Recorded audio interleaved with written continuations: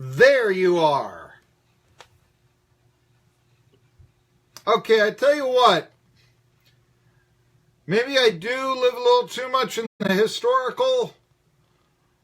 But you know who I thought felt bad about Georgia coming back from a 17-point deficit last evening?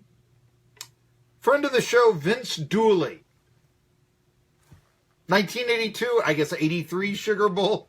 Yeah, Georgia could not come back from their 20-3 deficit to Penn State. They wound up losing 27-23. So, but yesterday, does this mean Kirby Smart is better than Vince Dooley? There you go.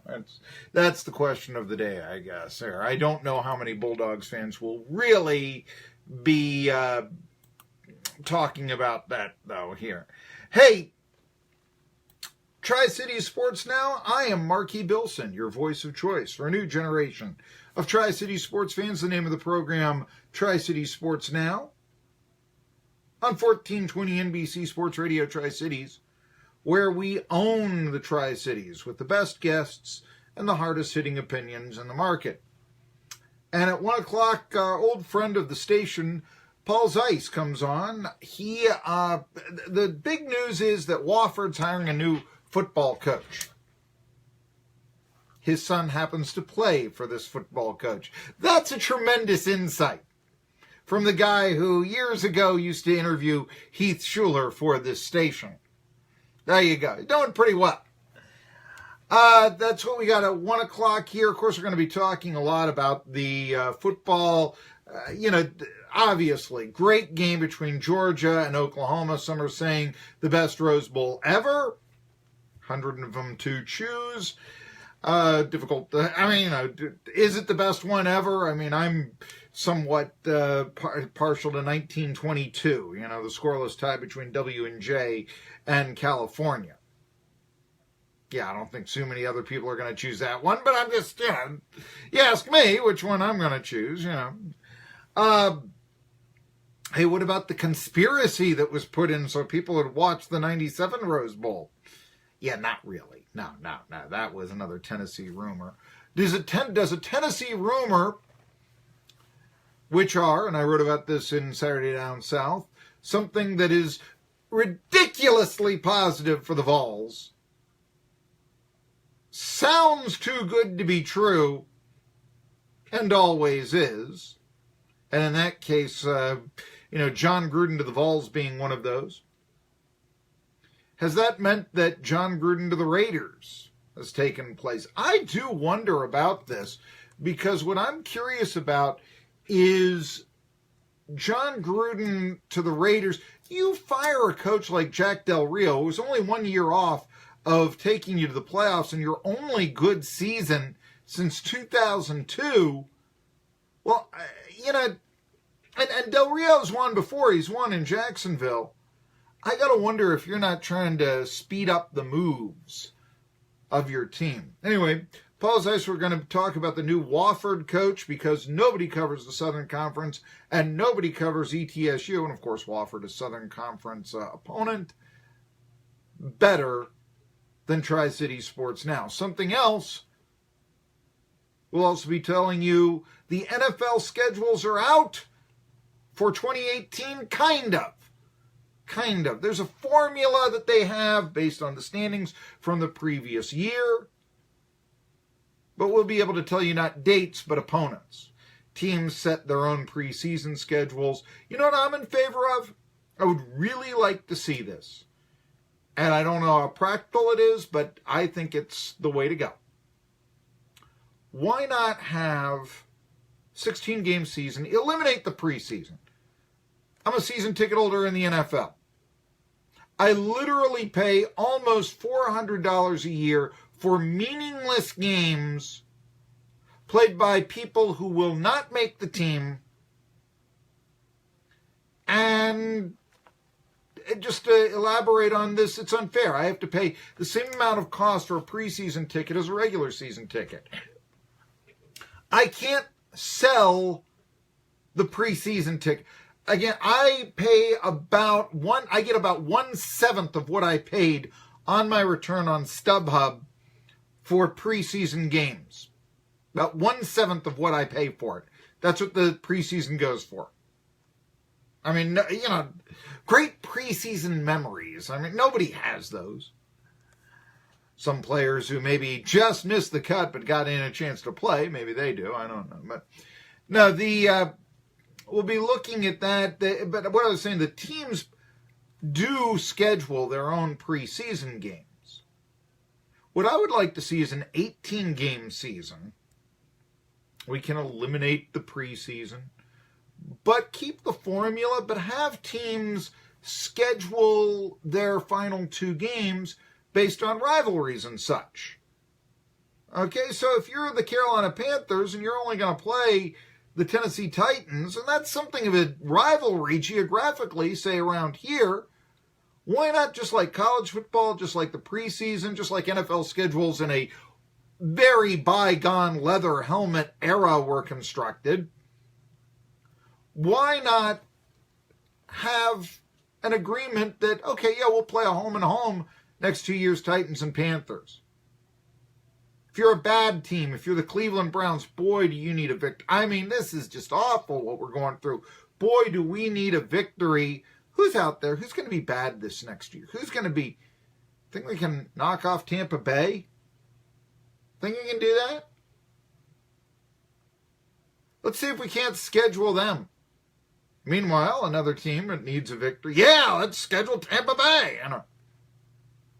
Let's schedule Cleveland, certainly. That's what we have to do.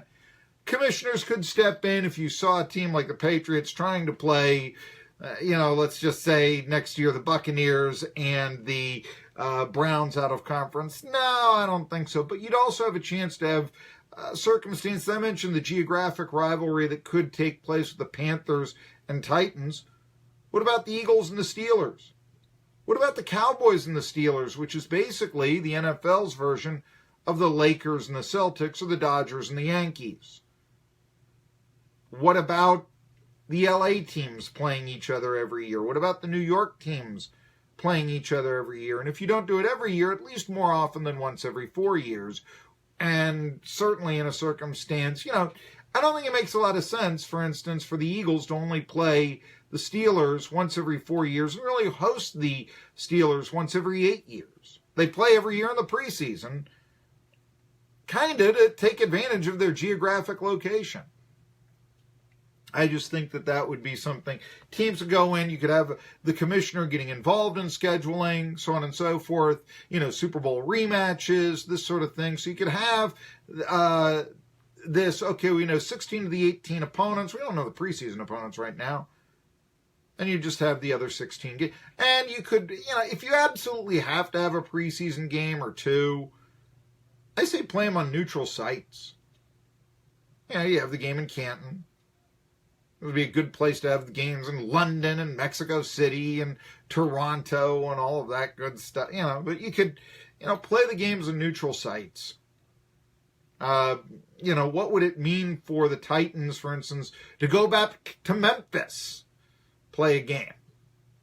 Or Knoxville, where the Oilers, I can remember going to see them against Heath Schuler in 95 in Knoxville. They're just ideas here that I think would work out quite well for the NFL. What's the best conference in college football? Hard to argue against the SEC. This is Marky's monologue.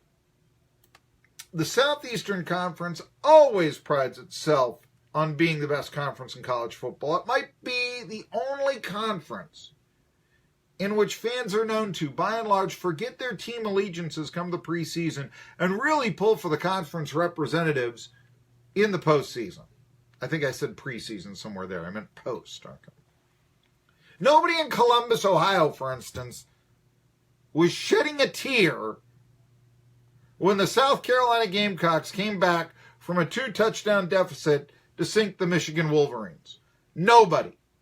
What were they chanting in the Rose Bowl, in the Sugar Bowl, when the team started to win?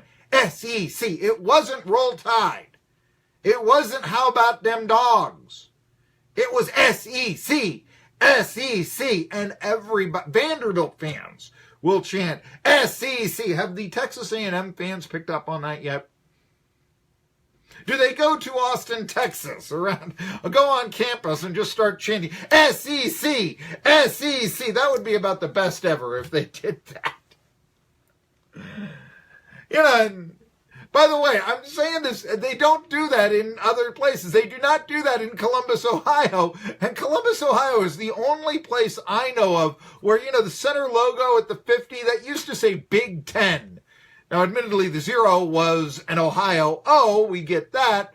But I always remember Mile High Stadium, old Mile High Stadium in Denver. The Broncos did not put, you know, a big D or the team logo, which was at that time a horsey coming out of a D. They didn't put their team logo at the center of the field. They put the National Football League shield at the center of the field.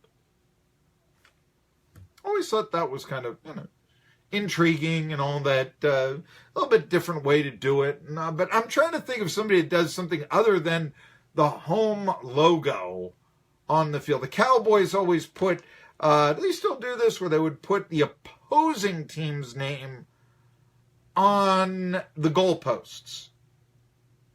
I don't know if they still do that or not. I can't recall here, but the Cowboys used to do that. But anyway, I mean, you know, but they do not chant Big Ten, Big Ten. They don't do, of course, it doesn't sound as good either, you know. You're actually told when you cover the American Athletic Conference, if it's Tulane, if it's Temple, whoever, obviously Central Florida, do not call us the AAC. We don't like that. Call us the American Athletic Conference. Never call us the AAC. They absolutely hate that. Taking away a positive chance.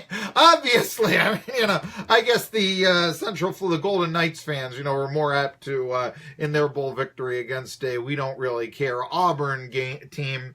And so now people are saying, oh, USCF should be the national champion. Okay, sure. I guess they could chant UCF, but, you know, it just doesn't work anyway. But, I mean, it really is. You know, I remember when Alabama played Notre Dame national championship, 6 years ago. And I have some friends who are Notre Dame fans, and they just could not get over that, you know, they go on the internet to talk about the game, and suddenly you've got Tennessee fans pulling for, you know, Alabama because it's the SEC. They just don't get that. And we don't root for Southern California. I mean, we're not pulling for Purdue here. You know, I guess that rivalry is no more, you know. Navy is not, you know, we're not, you know, going to automatically root for Navy against Army here because we're Notre Dame fans. We're not doing that. But here's the situation. Who do you argue is the best college football conference? Now, year in, year out, SEC. I mean, I don't think there's any question about that. I will also point out, however, that last year, I don't think there was any question that the ACC was the best conference in college football. They had a 10-4 mark against the SEC, and they won a national championship. I can't argue that the ACC wasn't, in 2016, better than the SEC. I'm not willing to make that now because here's the deal. You get two teams playing for the SEC championship. How are you going to argue that that's not the best conference? I mean, you know, and that's a real fall out of bed argument. You could go head to head. You want to go head to head, then the conference with the best head to head record in college football this year was the Big Ten, with a 14-6 mark. SEC was 10-12. Now, I should point out, these are against Big Five, or it would be the other four big conferences. So in this ranking, I will point out Notre Dame doesn't count, so Georgia doesn't get the benefit of their victory against Notre Dame, for instance. You know, another situation, for that matter, LSU doesn't get the benefit of their loss to Notre Dame, which, by the way, I think might be the beginning of the end for Ed Orgeron. I really do. If he gets rid of Matt Canada, I don't know what he's doing there. And I think that will be the first of the greasing of the skids for Ed Orgeron, who himself, let's face it, do you really think they were really all that excited that Ed Orgeron was the coach at LSU? Do you really think Ed Orgeron is a better coach than Les Miles? Anyway, I'm sidetracking here. But this is the question. What's the best conference in college football this year? Is it the SEC because it's top-heavy? And it is. Or is it the Big Ten because of head-to-head record? Or for that matter, the fact that Indiana is taking offensive coordinators away from Tennessee, Mike DeBoer. The thing is, it's hard to argue with two teams playing for national championships. Now, here's something else I compress. I admit that it would probably be a better statistic if I gave you an actual amount of players in the NFL from the two area conferences, but I just want to point out to you where football is going these days, because the heartland, the Midwest, that Pennsylvania through Illinois corridor was always viewed as the cradle of football. I mean, it's where the NFL started. It's where pro football came from, certainly. It's not like the Big Ten stinks or anything like that. But just to give you an example, changing population demographics over the last century or so, there are now, out of the SEC states, and by that I mean Tennessee, Kentucky, Arkansas, Missouri, Texas, Louisiana, Mississippi, Alabama, Florida, Georgia, and South Carolina. You know how many players opening day NFL this season were from those states? I talk about this a lot. 740. Now let's see here. There are 11 Big Ten states. I don't want to forget the newly added Maryland and New Jersey. There's also the relatively newly added Pennsylvania. I guess 1994 is not that new, but Ohio, Michigan, hello Fielding, Indiana, Illinois, Wisconsin, Minnesota, Iowa, and now Nebraska. Am I missing anybody there? Those are the Big Ten states. You know how many players came from them that are playing the NFL? And this is really surprising. 390. So from the SEC states, 740 players. From the Big Ten states, 390. I mean, that is really surprising, if you ask me. But it also shows that you're saying, well, look, I mean, you want to argue what the best conference is. This is where the players are, right here. They're in Florida, they're in Texas, they're in Louisiana, they're in Georgia especially, which had 29 players drafted by the NFL last year, most out of any state, which I was really impressed by, and is also another reason why Georgia is playing for a national championship. How's this also for the SEC is better than the Big Ten, despite the head-to-head record?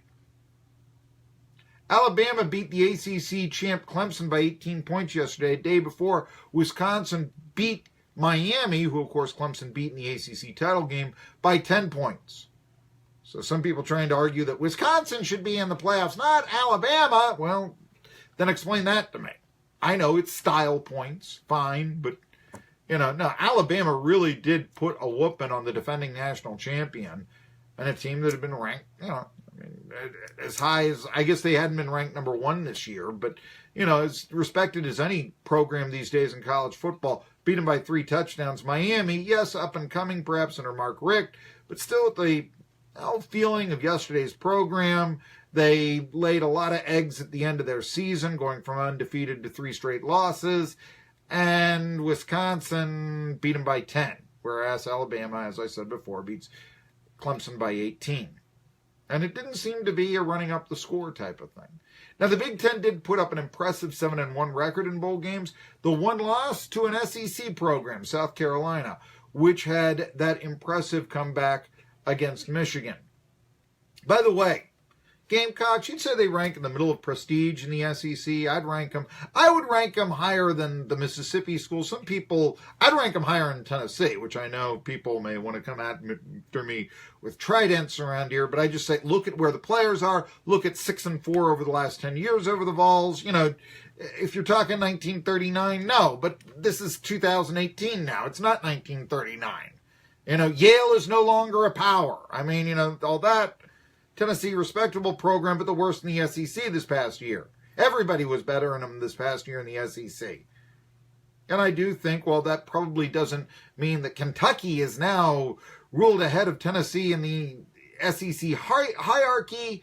It's hard to argue these days that South Carolina isn't, in my opinion. Especially after beating Kentucky, or after beating South Carolina this year. Or listen to me, South Carolina beats Tennessee this year, and Michigan. But, it used to always be said South Carolina's history wasn't all that good. They didn't win a bowl game until 1994, blah, blah, blah. You know what their lifetime record is against Michigan, the most prestigious program in the Big Ten? It's 3-1 now. It's Jadeveon Clowney knocking a helmet off. It's George Rogers running for the Heisman Trophy. It's handing the Big Ten their only loss come bowl season. This is South Carolina, which I think is a pretty decent football program, but really number 2 in their own state. And middle of the road in the SEC. Michigan, if they're not number 1, then they're number 2 behind Ohio State.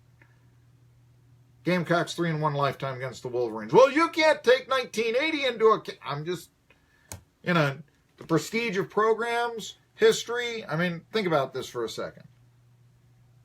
Now, it just boils down to this. What is the best conference this year? It's just so hard to argue against 2 teams from that same conference are playing for a national championship. You can give me head-to-head records all you want.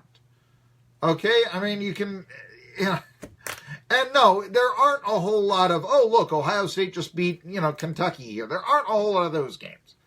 I'll give you that. And Kentucky, you say, oh, they weren't bad this year. Yeah.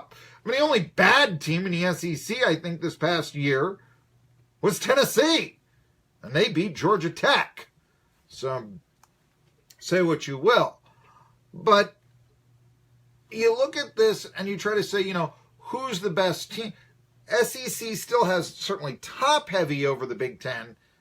And probably also bottom-heavy. Because, look, as bad as the Vols were, they were 4-8. Illinois was the worst program in the Big Ten. They were 2-10. So, argument that the SEC was the best conference in college football this year, perhaps gaining a little bit of steam. What with, and actually a lot of steam. It just kind of boils down to this. The lay college football fan is going to respect the SEC. They may not like it. They may be sick of them. But because there are 2 teams playing for the national championship. Head-to-head record, oh, look, Purdue won this game against, Missouri. The average person is probably still thinking that Missouri is in the Big 8.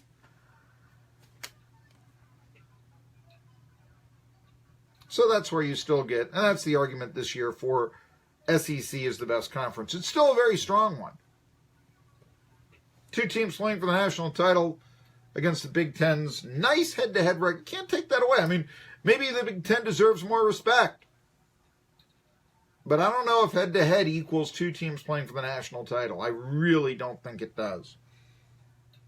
Let's recap some of those national championship games.